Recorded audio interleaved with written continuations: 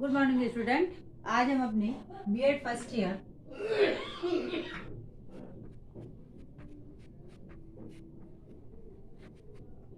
अधिगम और शिक्षण में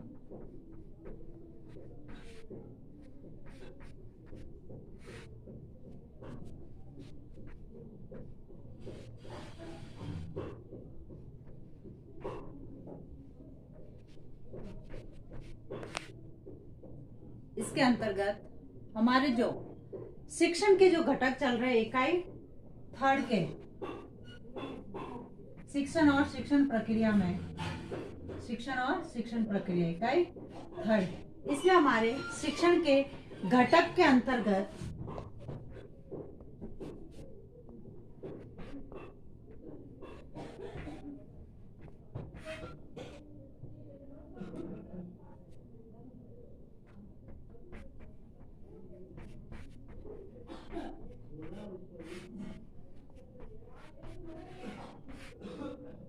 शिक्षण के घटक के अंतर्गत आज हमारा टॉपिक है कक्षा का वातावरण। कक्षा का वातावरण, इनके अंतर्गत शिक्षण के घटक के अंतर्गत हमने शिक्षक, शिक्षार्थी और जो अधिगम से संबंधित जो साधन है उन साधनों के बारे में चर्चा की थी। आज हम करेंगे कि अधिगम करने के लिए कक्षा का जो वातावरण है वह वातावरण किस प्रकार का होना चाहिए विद्यार्थियों के लिए, क्योंकि बालक जो है अपना शिक्षण कार्य वह कक्षा के उस सकारात्मक वातावरण में करता है जिससे कि उनमें सकारात्मक रूप से ऊर्जा प्राप्त होती है और वह शिक्षा को ग्रहण करते हैं, शिक्षण कार्य करते हैं या शिक्षा ग्रहण करते हैं। बालक कक्ष के सकारात्मक वातावरण के अभाव के कारण अपने निर्धारित लक्ष्यों की प्राप्ति नहीं कर पाते हैं।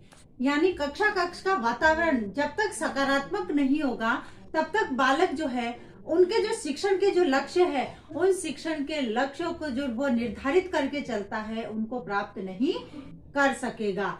एक शिक्षक को यह चाहिए कि वह हमेशा कक्षा का जो वातावरण है उस कक्षा के वातावरण में उसके निर्माण में अपना योगदान दे। एक आदर्श एवं सकारात्मक कक्ष वातावरण के अंतर्गत कुछ ऐसी गतिविधियां हैं, कुछ ऐसी व्यवस्थाएं हैं जिनका होना उसके अंतर्गत आवश्यक है। तो यानी शिक्षक जो है अपनी तरफ से, शिक्षक और शिक्षार्थी दोनों मिलकर कक्षा का वातावरण ऐसा कर सकते हैं, ऐसा सकारात्मक रूप से कर सकते हैं जिससे कि शिक्षार्थियों के जो निर्धारित लक्ष्य होते हैं उस सकारात्मक वातावरण के अंतर्गत रहते हुए उन निर्धारित लक्ष्यों को वो प्राप्त कर सकते हैं। अब इसमें कौन कौन सी विधियों होनी चाहिए कक्षा के वातावरण में, उसमें सबसे पहले है उच्च अधिगम स्तर। उच्च अधिगम स्तर, इसके अंतर्गत उच्च अधिगम स्तर कक्षा के सकारात्मक वातावरण की सर्वोत्तम विशेषता है, क्योंकि जब कक्षा का वातावरण या सकारात्मक होगा और कक्षा में अधिगम जो है सीखने की जो प्रक्रिया है वह यदि उच्च कोटि की होगी तो अपना आप ही शिक्षार्थियों में कक्षा के प्रति एक सकारात्मक ऊर्जा प्राप्त होती है।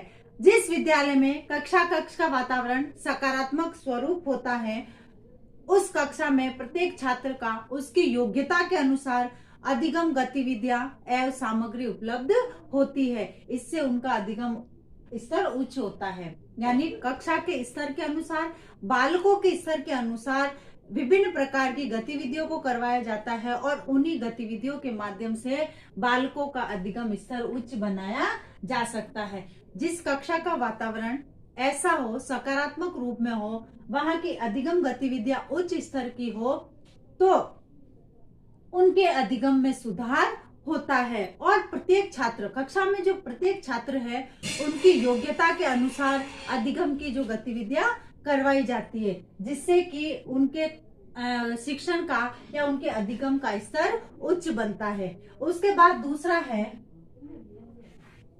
स्थायी अधिगम।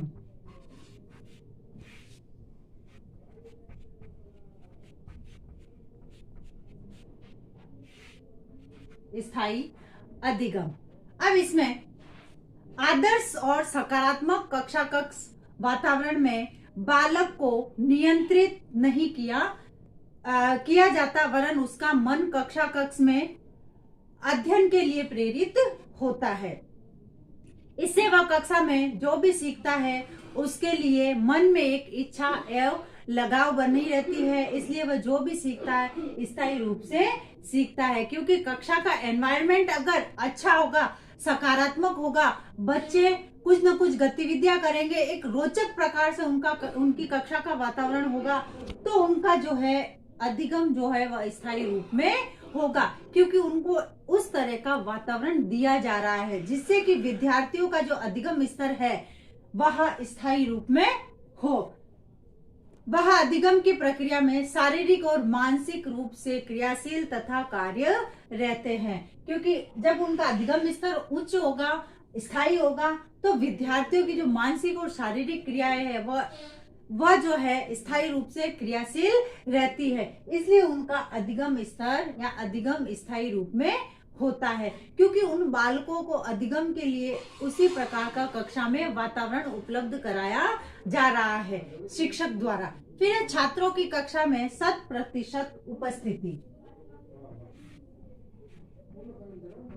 छात्रों की कक्षा में 100% उपस्थिति।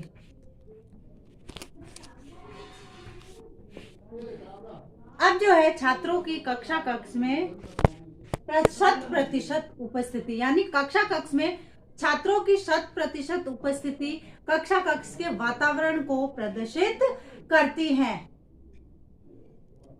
जब विद्यार्थी अपनी क्लास में अपनी पूरी उपस्थिति दर्ज करवाएंगे, अपनी पूरी उपस्थिति देंगे, तो उससे ये पता चलता है कि कक्षा का जो वातावरण है सकारात्मक रूप में हो। और ये कब पता चलता है? जब एक छात्र कक्षा कक्ष के लिए खेल का मैदान छोड़ देता है, खेलते खेलते उसको ये लगता है कि खेल में नहीं, मुझे अपनी कक्षा में जाकर अधिगम करना चाहिए, शिक्षण कार्य करना चाहिए।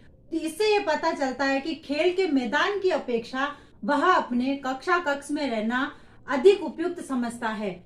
तब यह माना जाता है कि कक्षा कक्ष का वातावरण सकारात्मक रूप में हो। यानी अपनी सभी खेल की गतिविधियों को छोड़कर यदि बालक कक्षा कक्ष में जाना पसंद कर रहा है, तो इसका मतलब यह है कि उसकी कक्षा कक्ष का जो वातावरण है वह उसके लिए उपयुक्त है और सकारात्मक है। उसके बाद है छात्रों की आवश्यकता पूर्ति।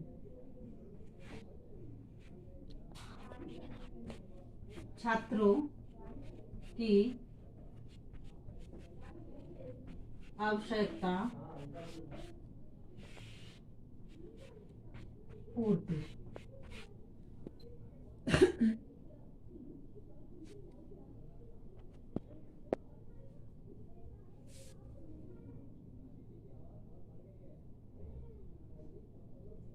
छात्रों की आवश्यकता पूर्ति।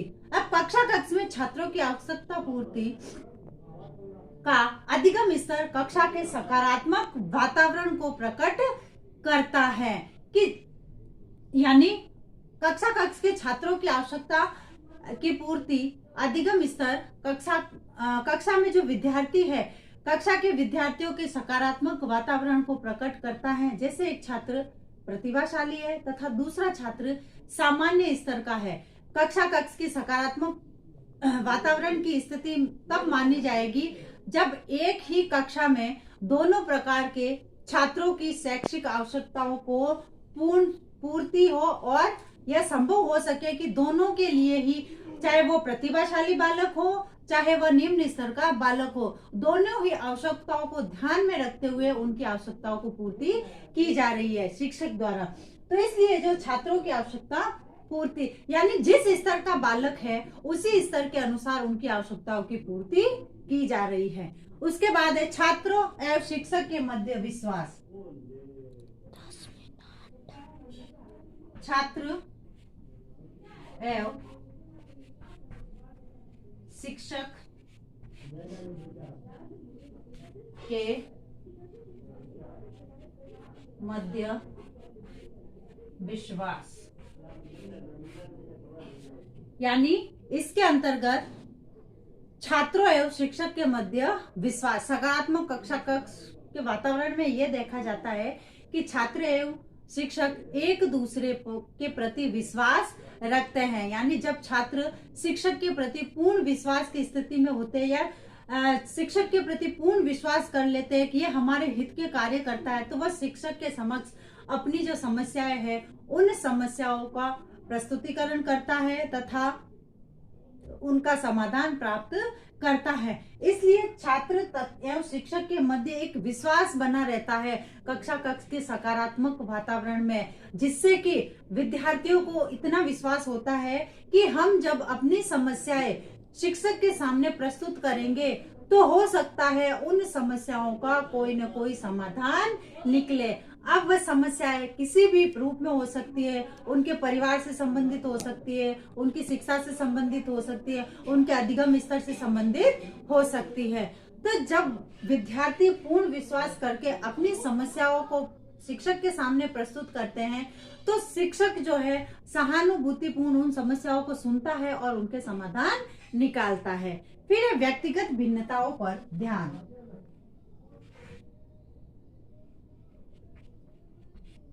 व्यक्तिगत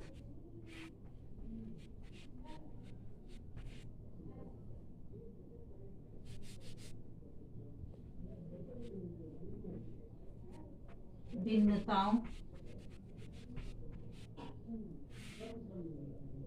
पर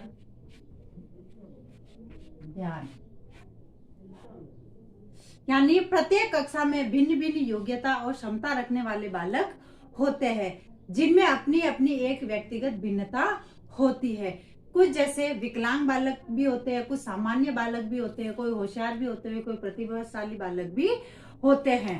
और इन सब भिन्नताएं, ये सब भिन्नताएं कक्षा कक्ष में या बालकों में पाई जाती है। और प्राथमिक स्तर पर यह संभव नहीं होता है कि विकलांग व्यक्ति के लिए प्रत्येक जो है अलग से विद्यालय की स्थापना की जाए या विद्यालयों की व्यवस्था की जाए। अतः प्रत्येक शिक्षक की छात्रों की व्यक्तिगत भिन्नताओं को देखते हुए छात्रों की शैक्षिक आवश्यकताओं की पूर्ति करनी चाहिए। अब चाहे वह विकलांग बालक हो, चाहे वह प्रतिभाशाली बालक हो, चाहे वह सामान्य बुद्धि वाला बालक हो, इन व्यक्तिगत भिन्नताओं को देखते हुए उनकी आवश्यकताओं के अनुसार उनकी जो है शैक्षिक आवश्यकता की पूर्ति करनी चाहिए। यानी बालकों की व्यक्तिगत भिन्नता को देखते हुए। उसके बाद आता है शिक्षण सिद्धांतों का प्रयोग। शिक्षण सिद्धांतों का प्रयोग। इसके अंतर्गत शिक्षण के जो व्यापक प्रयोग, शिक्षण सिद्धांतों के व्यापक प्रयोग से भी कक्षा कक्ष का जो वातावरण है वह सकारात्मक रूप में विकसित होता है। जैसे कक्षा कक्ष शिक्षण अधिगम प्रक्रिया में क्रियाशीलता का सिद्धांत है, तत्परता का सिद्धांत है। इस प्रकार के जो सिद्धांत है, अगर शिक्षक इस प्रकार के सिद्धांतों का प्रयोग करता है तो वह छात्रों को शारीरिक रूप से और मानसिक रूप से दोनों ही रूप में उनको सक्रिय बनाने का प्रयास करता है। क्योंकि शिक्षण के जो विभिन्न प्रकार के जो सिद्धांत है, उन सिद्धांतों को लेते हुए जब शिक्षक अपना शिक्षण कार्य करता है तो उससे कक्षा का जो वातावरण है वह एक सकारात्मक रूप से उत्पन्न होता है, सकारात्मक रूप से होता है, जिससे कि बालक अपने शारीरिक और मानसिक दोनों रूप से सक्रिय रहते हैं और कक्षा का वातावरण सकारात्मक रूप में होता है। तो इस प्रकार से शिक्षक द्वारा शिक्षण सिद्धांतों का प्रयोग अपने शिक्षण कार्य में किया जाता है। आगे के जो नेक्स्ट जो सिद्धांत है हम इसके आगे के नेक्स्ट वीडियो में करेंगे। धन्यवाद।